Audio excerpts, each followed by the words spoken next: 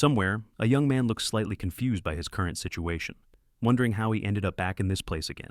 That place is Sky Island, a floating island in the sky, shrouded in smoke, with Western-style buildings that look abandoned and in ruins, as if life had completely vanished from it. But as Sora scans his surroundings, he begins to wonder if the figure he's seeing is actually human.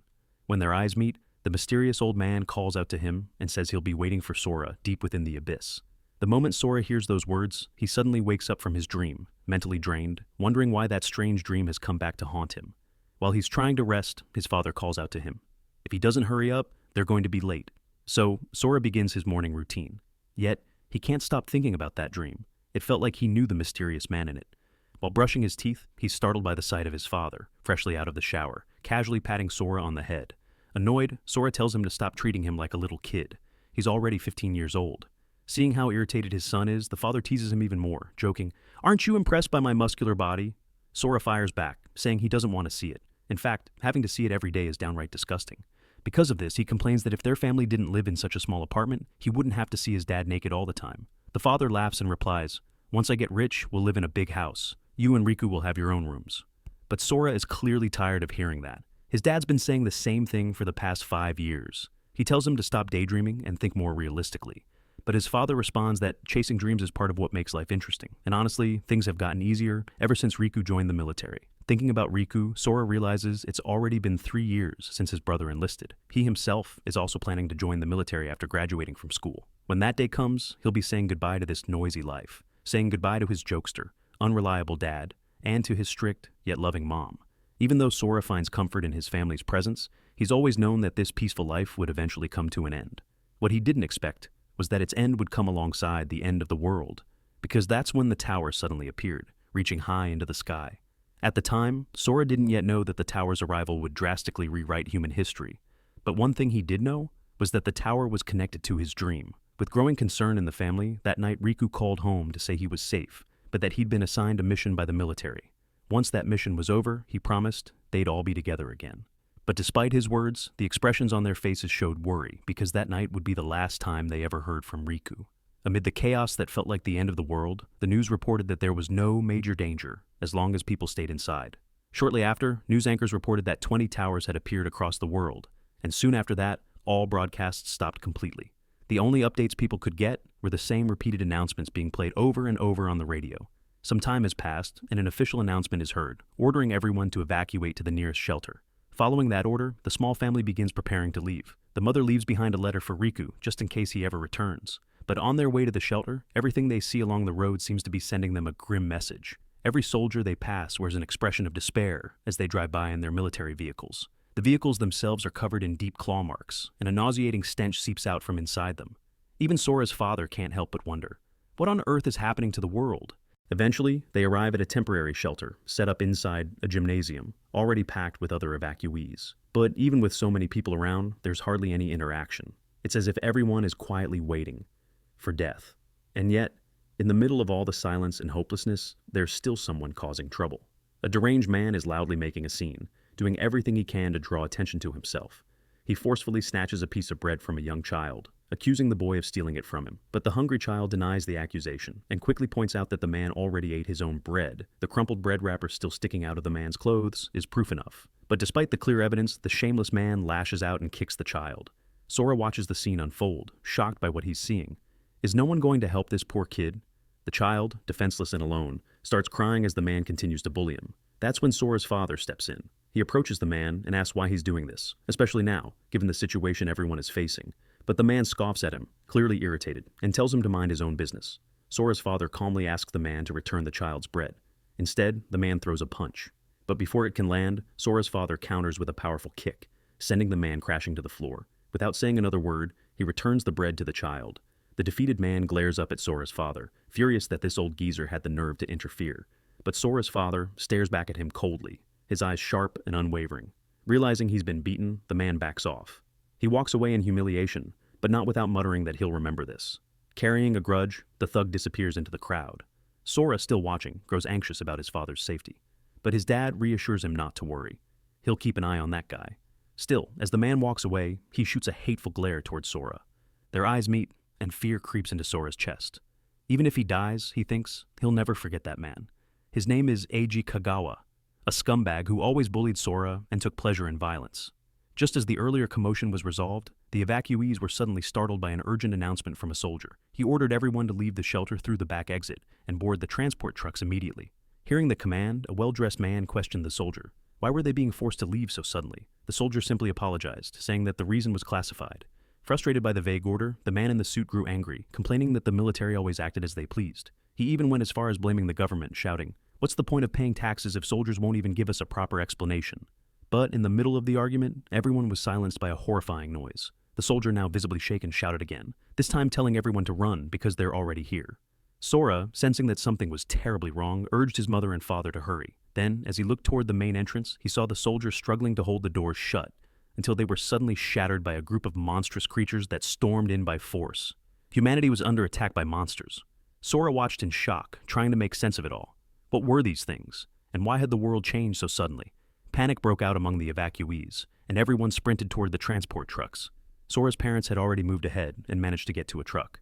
Seeing this, Sora told them to board first. He would find another one. But his father grabbed him by the arm, trying to pull Sora up with them. Unfortunately, the people already inside protested. The truck was over capacity. Hearing the objections, Sora realized he couldn't become a burden to his parents. So, without hesitation, he turned and ran off to find another truck. He passed several that were already full, but finally spotted the last one, just about to leave. As the truck began to move, Sora chased after it, struggling to climb aboard. That's when someone reached out a hand to help him up. Without thinking, Sora grabbed it and quickly thanked the person.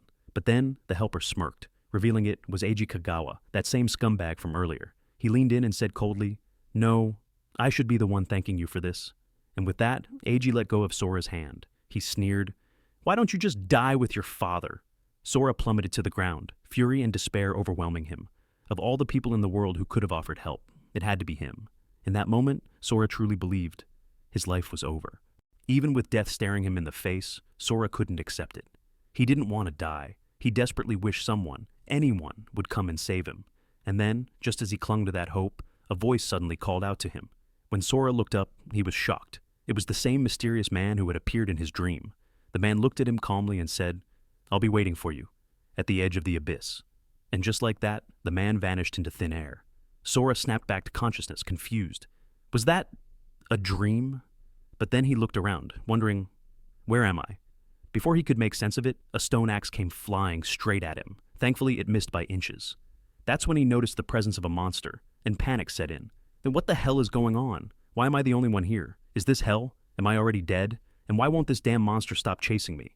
Overwhelmed by all the chaos, the sudden appearance of the massive tower, that bastard who threw him off the truck, the cryptic old man in his dream, and now this relentless monster, Sora reached his breaking point. Fueled by frustration and rage, he fought back, grabbed a nearby stone, and managed to kill the creature. Breathing heavily, he collapsed to the ground, realizing, "I'm alive. I actually survived." But when he looked at the monster's corpse, something felt off. It looked like a creature straight out of a video game. There was even strange black writing on its chest. Could that be a rank? Just as he was trying to make sense of it, something even weirder happened. A small black stone emerged from the monster's chest and floated in front of him. Before he could react, the stone suddenly shot forward and struck his body. Shocked, Sora wondered, did that thing just go inside me? But when he looked at his wounds, he saw them healing at an incredible rate. Not only that, he felt stronger. Sora began to wonder, could it be that if I defeat monsters, I level up? It just like in a game? Trying to stay grounded in reality, he figured that if there were more monsters on this strange island, he needed to move cautiously and avoid getting ambushed. After exploring the island for a while, he noticed something odd. There were no more monsters and no other paths he could take. That's when he saw it. At the edge of the island, there was a floating staircase, neatly arranged in midair. Sora immediately knew this couldn't be good. With no other options, he began to descend the floating steps. In a video game, a place like this would definitely be a major monster zone. If this were just a game, falling wouldn't be a big deal. He'd just respawn. But this was different. Everything felt too real. His senses were sharp, vivid, alive. If he died here, that would be the end. After a while, Sora finally reached the end of the staircase. With cautious steps, he entered the mysterious room ahead of him. But as soon as he stepped inside, he was caught off guard. A torch lit itself, flickering to life on its own. Below it stood a stone tablet engraved with strange symbols. As Sora examined the tablet, he realized something strange. He had never seen these characters before, yet somehow he could understand them perfectly. The inscription read, "By collecting all the fragments, one is granted the right to leave the abyss." Understanding the message, Sora now knew exactly what he had to do. His goal was clear, and with that clarity came a surge of motivation. If he thought about it, the monsters he had fought so far weren't that challenging. So he believed he would survive and escape the abyss. With renewed determination, Sora stepped toward the massive stone gate before him. As it opened, he was met with a vast new area. Let's go back to the previous layers for a moment. The first layer of the abyss measured 900 square meters, and the monster Sora defeated there had a number 1 engraved on its body. The second layer was 1,800 square meters, and one of its monsters had the number 2. The third layer was 3,600 square meters, and among the 4 monsters there, one had the number 3. Fragments could only be found inside monsters with these numbers. They were the keys to reaching the next layer. The higher the number, the stronger the monster guarding the key. But what made things truly difficult wasn't just the monsters themselves, it was how to get the key. With each descent, the area of the layer would double in size, and the number of monsters would also double. But thankfully, Sora grew stronger as well, much stronger. As Sora descended deeper layer by layer, the types of monsters he encountered kept evolving. By the time he reached the 12th floor, he was already facing monsters that attacked even the safe zones. So, the moment he stepped into that lair, he was immediately ambushed by vicious beasts. But now, they were no longer a match for him. The deeper he went, the more monsters he had to face. And when he finally reached the 30th floor, the number of monsters had reached 500 million. Finding the key among them was like searching for a needle in a haystack. Some of the monsters carrying keys were protected by massive hordes, while others hid deep inside narrow caves. What made it even worse was the time it took to hunt them all down. Still, Sora pressed on, slaughtering every monster in his path. By the 42nd floor, the number of monsters had reached a staggering 2,199 billion. Looking at the sea of monsters before him, Sora let out a maniacal laugh. To him, this was perfect. His battle dragged on for so long that he completely lost track of time. But time no longer mattered. In the abyss, there was only death and carnage. And of course, it was death for the monsters, and carnage by Sora. With just a single light swing of his weapon, he could wipe out the monsters trying to surround him. After the massacre, Sora went back to his stone slab to count how many monsters he had slain. But, with all the time he had spent down there, he began to wonder, wasn't it about time he found the key? Right then, out of nowhere, the stone slab he had been using was smashed to pieces by a monster. A giant centipede-like beast had appeared. Sora grinned in excitement. Could this be the one holding the key? Even though the monster made an impressive entrance, no matter how powerful it was, it didn't matter. To Sora, they were all the same. Even monsters that thought themselves mighty. He could kill them in a single blow. But despite defeating the creature and gaining more power in the process, none of it meant anything anymore. After all, that monster was just another ordinary one. And now, Sora was beyond fed up with how much time he had spent in the abyss. In the year 2000-something, 20 mysterious towers suddenly appeared across the world. Before humanity could figure out why they had emerged, monsters poured out and nearly wiped out civilization. Countless people perished in the chaos. That day came to be known as Judgment Day. But despite the overwhelming casualties, a small number of survivors were mysteriously revived, and they gained access to a strange system. Those who awakened were granted immense power. Society was eventually rebuilt, and the awakened ones formed hunter guilds. Life slowly began to move forward again. Meanwhile, somewhere else, we see that Sora is still trapped inside the abyss. At the moment, she's chasing after a monster dog trying to get it to reveal its number. But as she gives chase, she's caught off guard by the sudden appearance of chains restraining the dog. From behind the chains, a voice rings out. Someone is using a transfer scroll. Sora is warned not to interfere, or the summoned creature will be successfully called forth. Hearing the voice, Sora becomes curious. Was that a human voice? Could this be her way out of the abyss? As the dog is being pulled up into the sky, Sora's excitement grows. There might actually be an escape route. She leaps upward, aiming for the white chains, but a warning appears before her. Abyssal summoning cannot transfer more than 2 living beings. Because of this rule, Sora's presence is rejected. But even when faced with rejection, she refuses to back down. She won't let anyone stand in her way. Determined, she pushes forward, lunging toward the white chains and the dog. At the same time, outside of City S on Earth, a woman named Yu Sonozaki is seen running for her life. But as she keeps running, she gets caught in some vines and falls. That's when she realizes she's in serious danger. A voice, someone using a vine skill, remarks how troublesome it is chasing her. That someone is Aika, the one who brought Yu down. Alongside her partner, they demand that Yu hand over the advanced transfer scroll. After all, a level 60 scroll isn't something a mere level 19 rookie should be using. That's why Choji Shido orders her to give it up, or there'll be no mercy. Hearing the threat, Yu panics. She pleads with them, saying that fights between hunters are strictly forbidden. What they're doing now is against the rules. But Shosei Toshida, a level 38 barbarian, scoffs and asks what rules she's talking about. Because around here, he's the one who makes the rules. He warns her again, hand over the scroll, and maybe she'll get to walk away in one piece. Backed into a corner, Yu tells the group of bandits that if she were in their shoes, she wouldn't push someone this far. Hearing her words, Aika realizes that the woman is trying to forcefully activate a summoning scroll, so she quickly tells her teammate to stop her. That sets Shosei off. Furious that the woman dares to defy him, he lashes out with his sword. But just as his strike is about to hit, Yu vanishes from the spot. Shosei is stunned. Did she use a teleportation circle? Now, in a different location, Yu mutters to herself. If she's going to die anyway, she might as well take them all down with her. Seeing this, Shosei realizes it really is a forced summoning. Aika starts to panic, knowing that if the summoning goes through, no one will be able to control the high-level monster that appears. If it succeeds, it'll be the end of their entire group. Choji rushes toward Yu, trying to stop the summoning, but it's too late. The ritual is complete. Yu screams that all of them will die at the hands of the monster she's about to summon. A massive bolt of lightning crashes down onto the scroll. Even Shosei, watching closely, can feel the overwhelming energy pouring from it. This doesn't look good. Then, chains of light shoot up into the sky. As the light begins to fade, the bandits finally get a clear look at the summoned creature. But to their confusion, what appears is just a Cerberus, a level 3 monster. The bandits burst out laughing. One of them even tosses a bone at the dog. Yu stares in shock. Why is it just a weak monster? But before she can make sense of it, a mysterious arm suddenly slashes through the Cerberus's body. Something has stepped out from inside the monster. The bandits are stunned. Is this the real summoned monster? Is it humanoid? Standing beside the figure, Yu cautiously asks, "Are you human?" The mysterious figure is none other than Sora, and she's ecstatic. She laughs loudly, celebrating her escape from that cursed abyss. But her laughter sends chills down the bandits' spines. They can feel something terrifying in her presence. They start whispering to each other. Who the hell is this person? Noticing the humans around her, Sora walks up to Aika and asks, "Is this Earth?" When Aika confirms it, Sora beams with joy. She's really back. She's finally back on Earth. But then she looks around at the people nearby, frowning in confusion. Wait, are you guys cosplaying or something?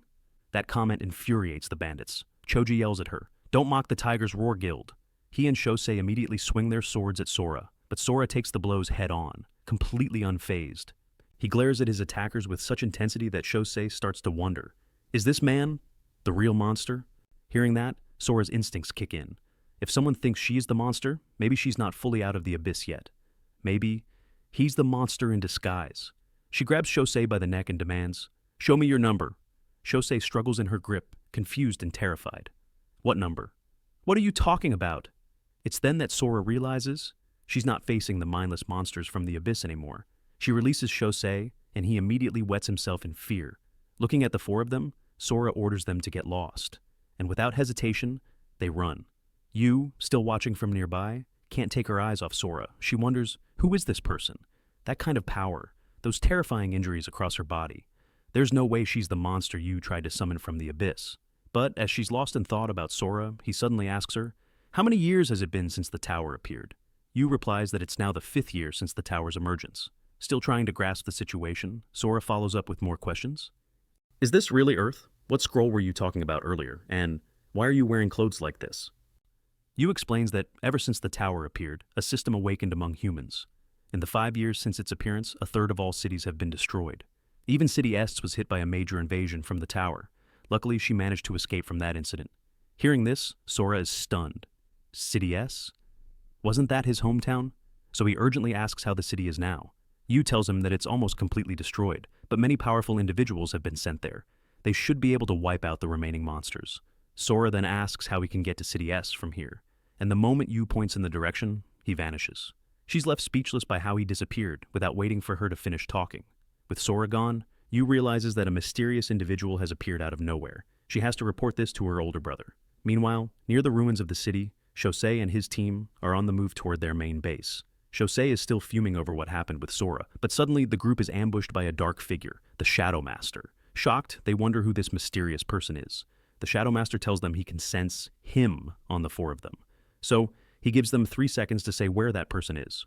Shosei, annoyed, asks if the guy is joking. Who does he even mean? But the 3 seconds are up. Without hesitation, the Shadow Master slashes at all 4 of them. As a result, Aika, Choji Shido, Shosei Toshida, and the unnamed teammate are all killed on the spot. Elsewhere, at Tower Front, the main base of the Tiger's Roar Guild, a servant reports to his master that the life signals of Shosei's 4-man party have vanished, and there's no trace of either Yu Sonozaki or her scroll. The master, visibly irritated, mutters that the people his servant recommended were complete garbage. They couldn't even handle a level 19 summoner. The servant, terrified, adds that all their life signals disappeared at the exact same time. That's when Rich Mukai, a level 118 storm priest, speaks up. He concludes that the four were probably killed in a single strike. Furious, Rich orders the servant to find out who's responsible. Also, track down Yu Sonozaki and get answers out of her. He won't tolerate this any further. Anyone who dares to lay a hand on his people will die. While gazing out the window, Rich suddenly notices a figure dart past him. He instantly senses the overwhelming stench of blood coming from them. It's strong, unnaturally so. Curious, he watches where the figure is headed. To his surprise, it's moving toward a destroyed zone. This invasion feels different from anything before. Rich senses that someone powerful, someone major, is about to get involved. And that can only mean one thing. The tower, which had lain dormant for 5 years, is finally beginning to move. With that realization, Rich immediately contacts the scouting team, ordering them to pull back, because what's coming now is a state of emergency. Back to Sora's point of view. After moving at incredible speed, he finally arrives at the ruins of City S. As he takes in his surroundings, he's struck with disbelief. In just 5 years, his birthplace has become a living hell. While he had been thrown into the abyss, once a weak boy, he had grown stronger through countless life-or-death battles. His senses had become so dulled that he nearly lost all humanity, almost becoming a beast himself. But thoughts of his family kept him grounded. They reminded him of who he was. Now, after all that struggle, the monsters he once feared are nothing more than a swarm of tiny ants to him. So, upon returning to Earth, Sora holds on to one hope, that his small family somehow made it out alive. City S, once bustling and full of life, is now nothing more than a pile of rubble. Its buildings crumbled as if struck by a massive earthquake. Yet strangely, there are no signs of recent monster attacks. And since the city was supposed to be evacuated, there shouldn't be anyone left here. Sora enters a nearby apartment building. He walks into one of the rooms and softly says, "I'm home." Just as he expected, no one is waiting for him. But he didn't come here to meet someone. He came because of all the memories tied to this place. As he looks around, something catches his eye. A piece of paper lying on the table. When he picks it up, he realizes it's a letter from his mother. In it, she writes, even though everyone said Sora was gone, as a mother, she refused to believe it. That's why she arranged everything in the room exactly as it was, just like his old bedroom. She truly believed he would come back someday. Reading those heartfelt words, Sora is deeply moved. His parents had risked their lives just to leave behind this message. And not just the letter, they'd neatly folded clean clothes in his closet and even left behind a map showing the way to Shelter 6. At the end of the letter, his parents asked Sora to make a promise, to come find them, because they've been waiting for him with all their love. As Sora looks at a family photo, tears begin to fall. He starts to wonder, just how strong is he now? If he's strong enough to end this disaster, maybe, just maybe, he can make up for the years he lost. With that, Sora sets his sights on Shelter 6, where his parents are. According to the map, it's located to the east, but the roads leading there are completely destroyed. Still, Sora can't afford to waste time. Even if the path is gone, he'll just create one himself. With determination in his eyes, he leaps high into the air, cutting through hordes of monsters and bounding from building to building. Elsewhere, while Sora is speeding through the city, 2 hunters are seen lounging around. One of them suddenly asks, "Did you hear that loud noise just now?" The other shrugs it off, saying he's probably just too drunk and hearing things. As they continue chatting, something blasts past them at lightning speed. Hunter B, startled, asks what just flew by, but Hunter A admits, "I didn't even see it." Just then, Hunter C arrives, asking if they saw it too. He says he actually captured it on camera. When the others check the footage, they're left stunned. Wait, was that a human? Not far from there, a terrified woman is cornered. She begs the men surrounding her for forgiveness, saying she only came to this place to find food. But the 3 men, clearly predators, are grinning with excitement. They hadn't seen a woman this beautiful in a long, long time. The leader of the group then said to the woman that his team was actually a kind group. They would take good care of her, he claimed. But despite his words, the woman could clearly sense that these 3 men were anything but trustworthy. So she pleaded with them to let her go. The group's leader, named Eiji, told her not to be afraid. He said he would treat her gently. It would be a shame, he added, if his group couldn't enjoy the beauty she possessed, so he would be the first to have her. As Eiji began to force himself on her, a voice suddenly interrupted. "Some things never change, huh?" It was Sora. He had arrived. He called Eiji trash. Annoyed by the intrusion, Eiji glared at him and said he shouldn't expect to leave alive after interrupting like this. Furious, Eiji ordered his men to take Sora down. The 2 thugs rushed at him, weapons drawn, but Sora quickly slapped one of them with such force that he was knocked aside. The other one got a knee straight to the face. In an instant, both of them were taken out. Seeing this, Eiji grew even more furious. He shouted, "Do you even know who you're messing with?" He was a proud member of the Tiger's Roar Guild, and warned that if Sora laid a hand on him, the entire guild would come after him. But Sora stepped forward, revealing his face, and calmly asked Eiji, "Have you already forgotten the face of the person you killed?" Eiji froze. He looked at Sora in disbelief. Could it really be Sora Mukujima. No, that was impossible. Panicking, Eiji tried to make a run for it, but Sora quickly moved to block his path. Eiji barked at him to stand down and demanded, "How are you even alive?" Sora said nothing. He just reached out and grabbed Eiji by the throat, then said coldly, "Because of you, I had to crawl through the depths of hell." And so, this moment was Sora's long-awaited revenge. With all the power he had gained, he was overflowing with killing intent. Throughout his school years, Sora had been relentlessly bullied by Eiji, but today, he was finally going to settle that score. Yet, as he recalled all the torment he had endured, Sora realized something. If he killed Eiji, he'd only be continuing a cycle of hatred with no end. So, instead, Sora let him go. He refused to be consumed by vengeance. He wouldn't become someone who took pleasure in bullying others, but still, if trash like Eiji were allowed to live freely, there was no doubt he'd cause even more suffering. So Sora told him, "You tried to kill me, and failed. I won't kill you either, but that doesn't mean I'll just let you walk away." Which meant, Eiji would still pay the price. For 2 years of school torment, he'd take one hit. For terrorizing the weak, one more hit. And for pushing Sora off with the intent to kill, he'd take 2 more hits. That made 4 strikes in total, a debt that had to be repaid. Hearing this, Eiji began to beg for mercy. He pleaded with Sora. If he was hit now, in his current state, he might die from the first blow. But Sora replied calmly, "Don't worry, I'll be gentle." Then came the first punch, brutal and unforgiving. Then the second, then the third. Eiji, now collapsed and silent, was told to get up, but he didn't move. Instead, he looked up weakly and whispered, "Just kill me." But Sora answered with his foot, a crushing kick to the head. That was the 4th and final hit, leaving Eiji unconscious on the ground. From his condition, Sora could tell, both of Eiji's arms and legs were broken, his eyes completely blinded. A lifetime of suffering was exactly what he deserved. With that, Sora turned to Eiji's 2 underlings and ordered them, "Take him to the hospital, and make sure he never shows his face in front of me again." With the threat delivered, Sora continued on toward his next destination. The cleanup was done. Now, he could focus on what mattered most, reuniting with his family. This video ends here, but the story isn't over yet. Don't forget to like and subscribe so you won't miss the next part.